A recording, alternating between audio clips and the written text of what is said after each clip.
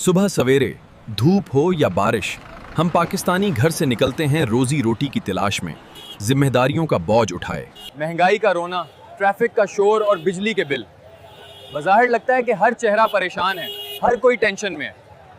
लेकिन कभी गौर से देखा है, इसी मुश्किल के बीच कहीं न कहीं जिंदगी जोर से मुस्कुरा रही होती है। खुशी के लिए हमें बड़े महल या महंगी गाड़ियों की जरूरत नहीं होती। हम छोटी छोटी बातों में सुकून ढूंढ लेते हैं। सारा दिन की थकावट ढाबे की एक कड़क चाय और दोस्तों के एक कहके के साथ हवा में उड़ जाती है। हम वो कौम हैं जिसकी जेब खाली हो सकती है मगर दिल नहीं। हम खुद भूखे रहकर मेहमान को खाना खिलाना जानते हैं। तो दोस्त, शुक्र अदा करो और मुस्कुराओ। खुशी हालात में नहीं, आपके अपने अंदर होती है। पाकिस्तान जिंदाबाद। ये थी आज की 1 मिनट की बात। वीडियो अच्छी लगी तो सब्सक्राइब करें ताकि मजीद ऐसी बातें आप तक पहुंच सकें। अल्लाह हाफिज।